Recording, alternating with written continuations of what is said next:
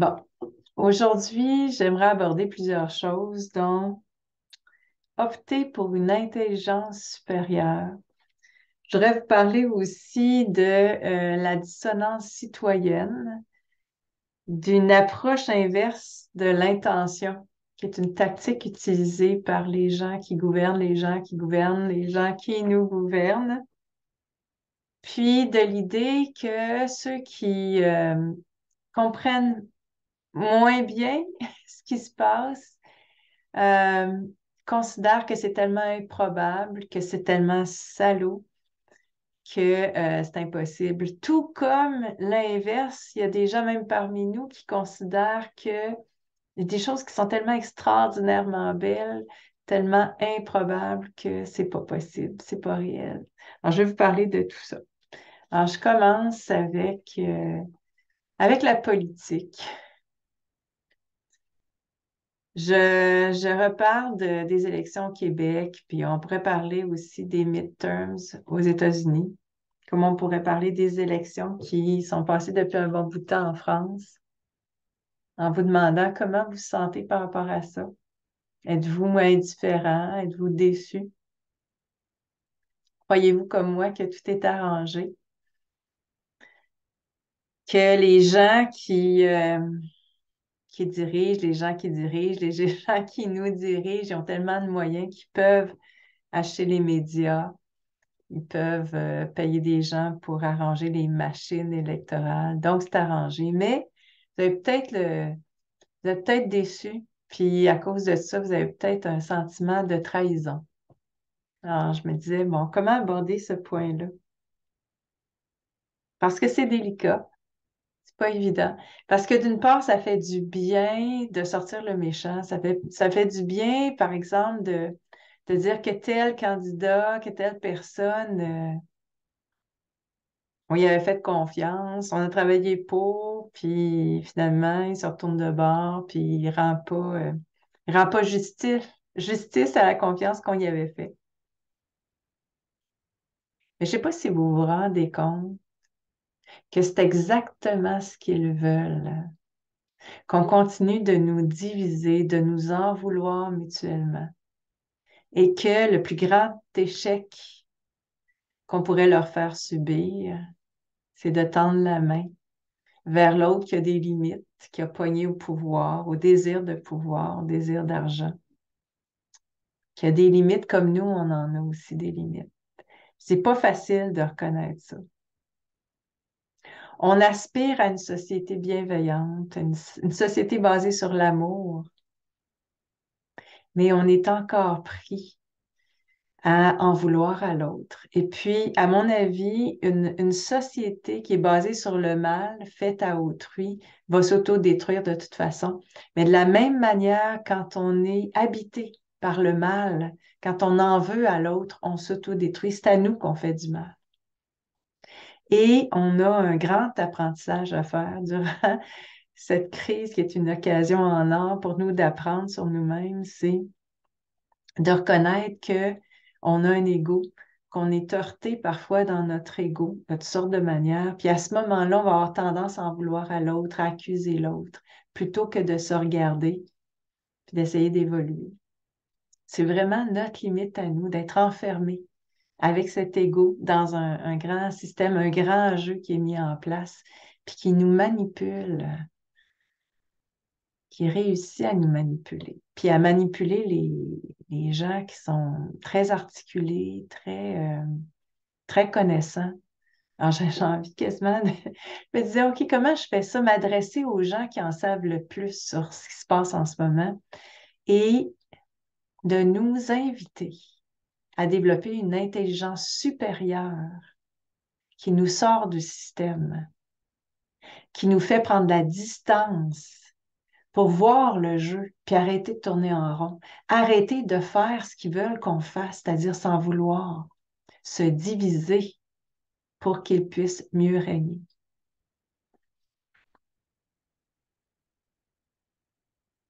Voilà, ça c'est une chose que je voulais vous dire. Je vais essayer de parler des stratégies que j'observe chez ces gens-là qui dirigent, les gens qui nous dirigent. Puis là, de qui on parle? On parle des financiers. Parce que pour moi, c'est l'arnaque numéro un. D'avoir réussi à faire accepter la population l'idée que des individus peuvent fabriquer de l'argent, fabriquer là, de toutes pièces, là,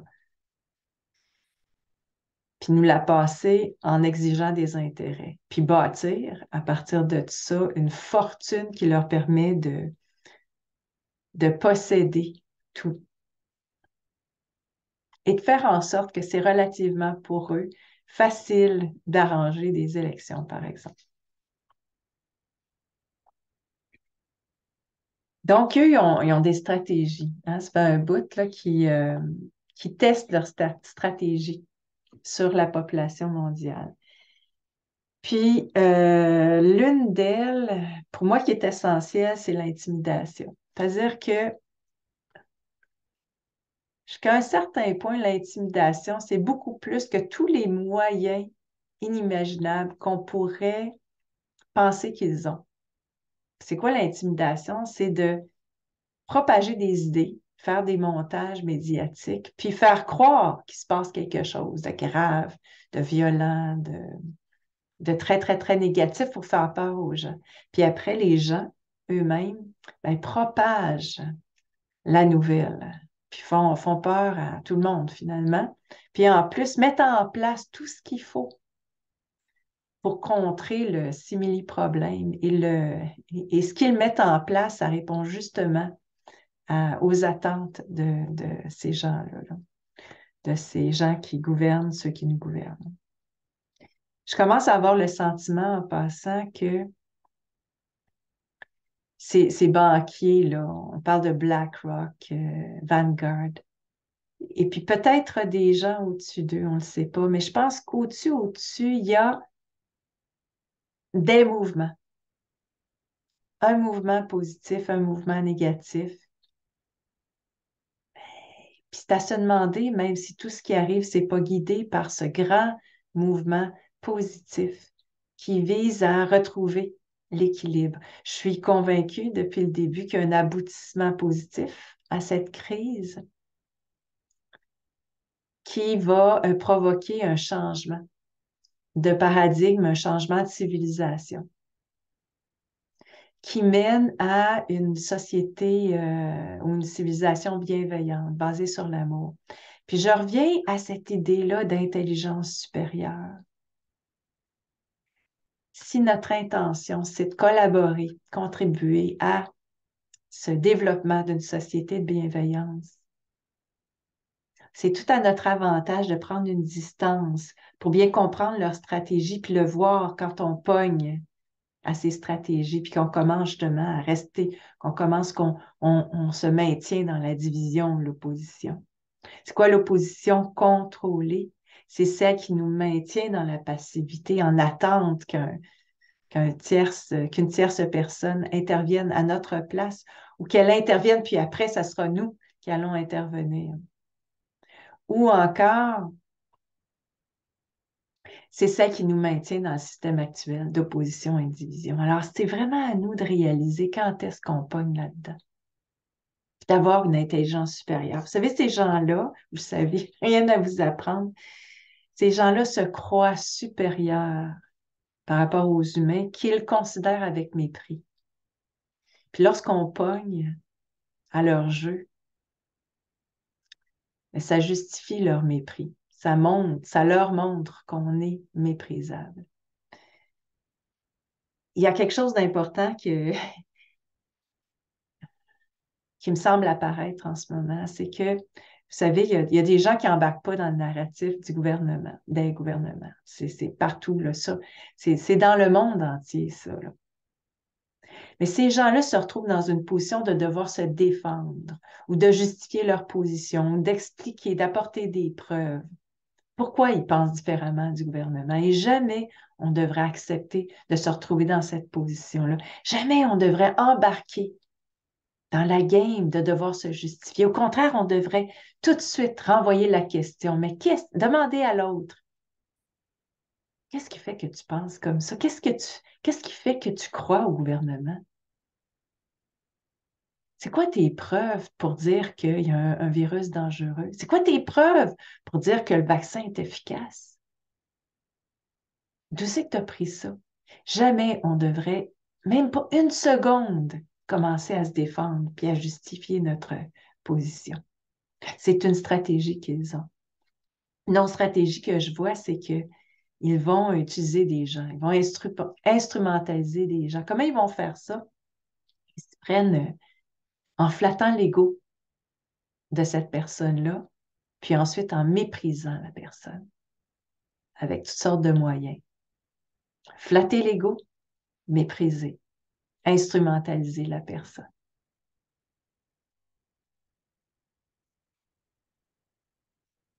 Je trouve que développer cette intelligence supérieure, c'est aussi de reconnaître ces stratégies-là. Et comment on le fait, c'est en sortant de notre ego. Vous savez, sur le plan politique, je crois, comme quelqu'un d'autre le dit, que la personne qui devrait se retrouver à la tête d'un pays, c'est certainement pas celle qui recherche le pouvoir. C'est la personne qui est assez humble pour ne pas vouloir ce pouvoir-là, mais qui est poussée par un grand nombre à devenir une personne qui va conseiller, recommander, éclairer, plutôt que de prendre des décisions à sa place. Qu'est-ce que j'ai écrit à part ça? Ah oui, c'est ça. C'est intéressant. De ce temps-ci, les journalistes, en tout cas une partie des journalistes, ont l'impression que la population ne comprend pas ou que la population est haineuse à leur égard.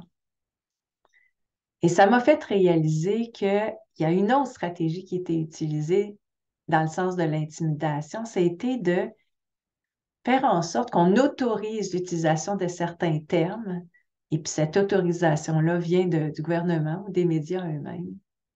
Ces termes-là qui sont péjoratifs vont créer des réactions chez la population qui, en retour, vont commencer à détester les journalistes.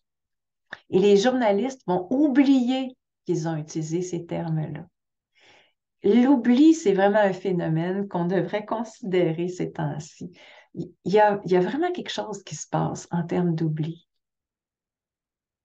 Et je pense qu'une qualité qu'on doit retrouver, en plus de cette intelligence-là, de se situer comme à distance par rapport à ce qui se passe pour retrouver notre capacité de raisonnement, c'est notre mémoire, se souvenir de notre passé, se souvenir aussi de nos crises antérieures, se souvenir du passé d'un personnage dans ce grand jeu-là, pour nous permettre d'avoir des hypothèses différentes de celles qui nous sont proposées par les gouvernements.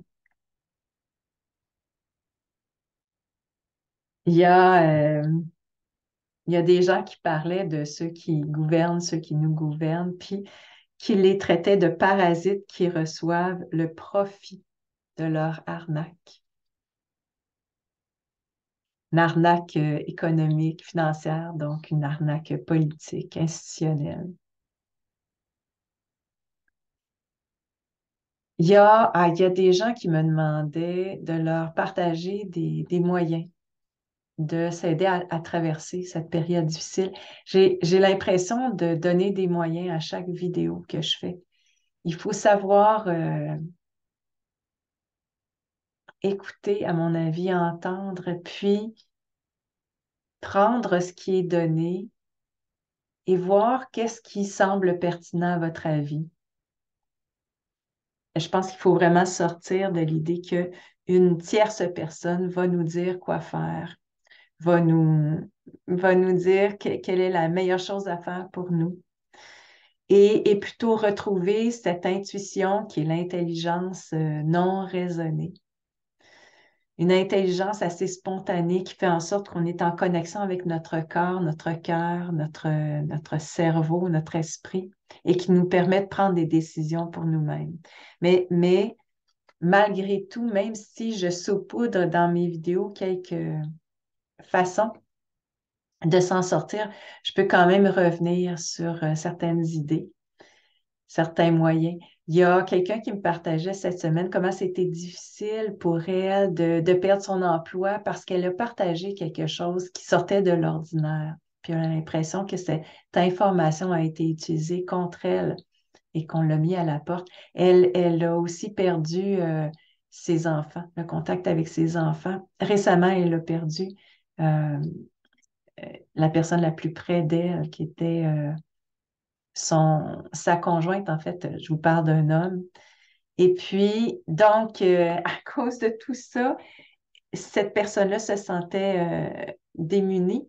Puis, elle a décidé de rejoindre un groupe qui venait de naître dans sa région et elle a décidé d'aider ce groupe-là en faisant son site Internet. Pour vous dire que le bénévolat et puis de retrouver des gens qui pensent comme vous, c'est la meilleure façon de toffer. Ensuite, apprendre en faisant, c'est aussi une façon de développer sa confiance qui est la base qui nous permet de traverser des moments difficiles. On a tout cru dans le bec avec cette société de l'instantané, de l'électronique. Et à cause de ça, on perd la capacité de se débrouiller soi-même puis de développer sa confiance en soi. Je vous dis ça parce qu'en ce moment, je suis en train de faire des rénovations dans ma maison en Suède. Et puis, je ne sais pas si vous avez fait quelque chose qui était difficile pour vous, mais pour moi, c'est difficile. Mais ces difficultés-là, quand on persévère, nous amènent un sentiment de fierté et de confiance en nous-mêmes. Alors, c'est un truc qui est assez simple, c'est de faire quelque chose qui est différent, que vous n'avez pas fait, qui vous amène des défis et qui vous permet de vous développer. C'est vraiment un changement de paradigme. On découvre qu'on a vécu dans une société qui nous a fait croire que l'absence d'effort, c'était salutaire. Et on en est rendu à un point où on veut nous remplacer par des robots. Et on veut remplacer notre cerveau aussi par de la nanotechnologie. Je continue avec des moyens pour s'en sortir, savoir qui vous êtes, comprendre vos caractéristiques, vos qualités, vos talents pour les offrir à d'autres. Et c'est la base, à mon avis, de cette société bienveillante qu'on veut développer. Et ça donne un sens à notre vie. Ce qui donne un sens aussi, c'est d'essayer de comprendre ce qui se passe, mais en ayant un éventail d'hypothèses. Qu'est-ce que j'ai marqué? Ah, comprendre que tout est mouvement. Je crois qu'on peut avoir une compréhension de la société matérialiste dans laquelle on vit, mais on peut aussi revenir avec un intérêt plus grand pour la nature. On est dénaturalisé. Je ne sais pas comment on dit ça, mais on est loin de la nature maintenant. Et dans cette nature, dans ce contact avec la nature, on va redécouvrir les éléments de la terre qui sont pour nous un mystère parce on a oublié, on a négligé cette connexion-là. Mais ces éléments vont nous permettre de mieux comprendre la réalité qui est mouvement, qui est énergie, qui est vibration. Et cette compréhension-là, elle est la base pour moi d'une nouvelle intelligence, d'une intelligence supérieure, d'une intelligence qui est holistique, qui comprend tout notre être, pas seulement notre mental, dans un monde qui est virtuel.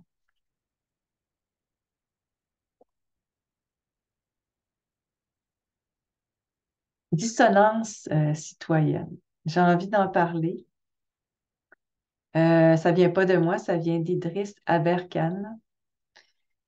Et on se pose souvent la question comment ça se fait que les autres ne voient pas ce qui nous apparaît évident. Mais ce qui nous apparaît évident, c'est horrible. Alors, la dissonance citoyenne, c'est de considérer que le mensonge qui a été la base de cette dite pandémie est tellement salaud que c'est improbable, que les gens vont pas s'y intéresser. Et pour ce qui est des journalistes, que les journalistes ne vont pas enquêter là-dessus. C'est l'idée que c'est tellement improbable, c'est tellement salaud que c'est pas possible. Et c'est ce qui fait que les gens vont pas s'ouvrir à ce que vous savez ou ce que vous commencez à comprendre. Je réalisais aussi que ça demande de l'audace pour s'ouvrir pour écarter nos œillères, puis voir un petit peu plus large. Même parmi les gens qui ont une compréhension critique de la gestion de cette dite pandémie, je voyais qu'il y a un genre de continuum entre des gens qui ont, je dirais, beaucoup d'audace et qui sont capables de considérer ce qui est à l'autre extrême de ce qui est salaud, qui est extraordinairement positif. Imaginez qu'on a un range, là, un range d'informations très, très large qui passe du horrible à l'extraordinairement positif. Et c'est tout un défi pour nous. On a plein de défis. Et l'un de ces défis, c'est d'ouvrir nos œillères et de se permettre de considérer différentes perspectives et d'affirmer aussi des points de vue qui sont différents. Puis d'être confronté aux réactions des autres. Mais ces réactions viennent de la société dans laquelle on était, où on a vécu une forme d'autocensure. On n'a pas le droit de parler de certaines choses parce qu'on va paraître ridicule.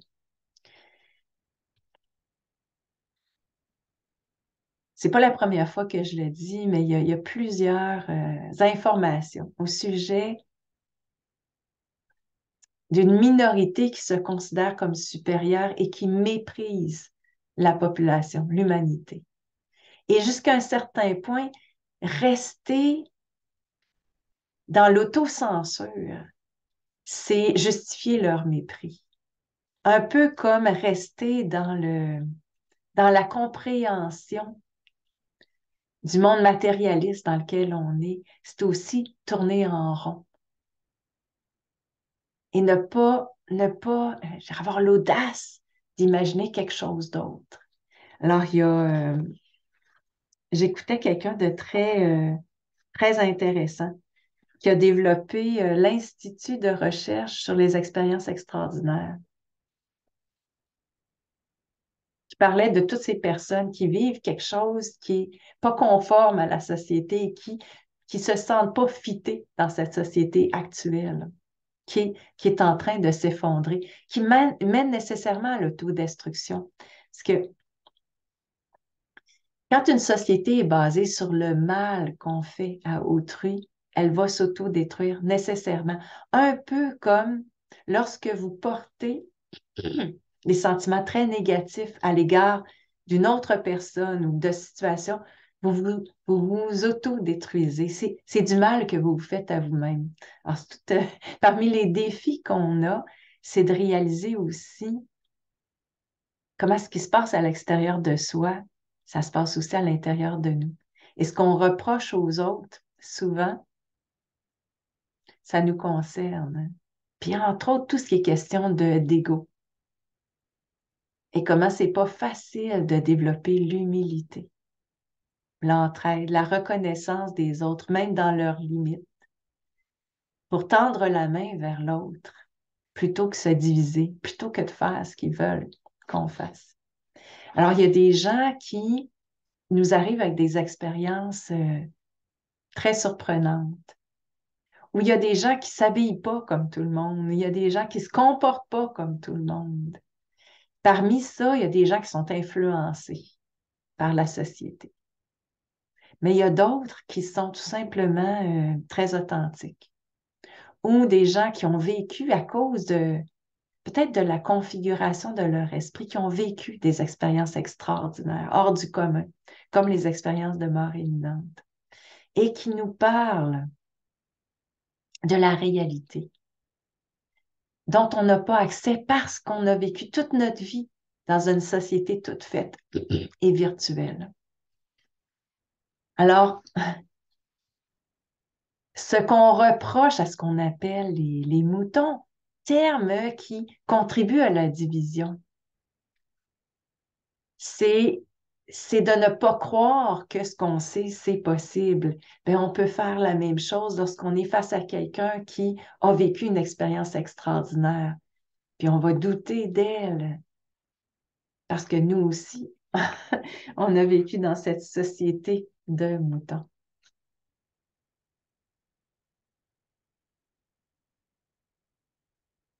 Voilà, c'est pas mal ce que je voulais vous raconter aujourd'hui. Encore sans prétention, en espérant que ma réflexion vous inspire votre propre réflexion. Je vous dis merci d'exister à chacun d'entre vous. Je suis consciente qu'on est tous en processus. Ce changement de paradigme, il nous concerne. On est en évolution et c'est probablement l'aspect le plus important. Notre évolution, notre capacité de réaliser quand est-ce qu'on est heurté dans notre ego, quand est-ce qu'on a avantage à se remettre en question, quand est-ce qu'on a avantage à tendre la main vers l'autre qui est différent, qui a fait un autre choix, parce que c'est la voie que l'on prône dans la bienveillance, même si c'est difficile en ce moment de le faire. Merci d'avoir ce courage, ce cran, cette audace, chacun de vous. Et je suis convaincue que c'est pas un sauveur, c'est pas un tiers, c'est aucun personnage de ce grand jeu auquel on assiste en ce moment qui va nous sauver, qui va nous aider. C'est chaque personne qui décide de se lever, qui ne demande pas la liberté qui la prend. Et cette personne-là va en inspirer une autre, puis ensuite une autre. On est le grand nombre face à une minorité qui nous intimide. C'est le seul pouvoir qu'elle a, l'intimidation à partir du moment où on est sorti de cette société.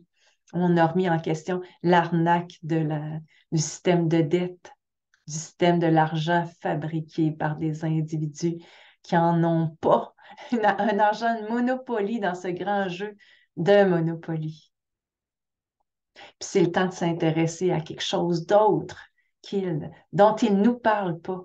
Quelque chose d'autre qui est beaucoup plus réel que ce monde virtuel. Merci à vous et puis à bientôt.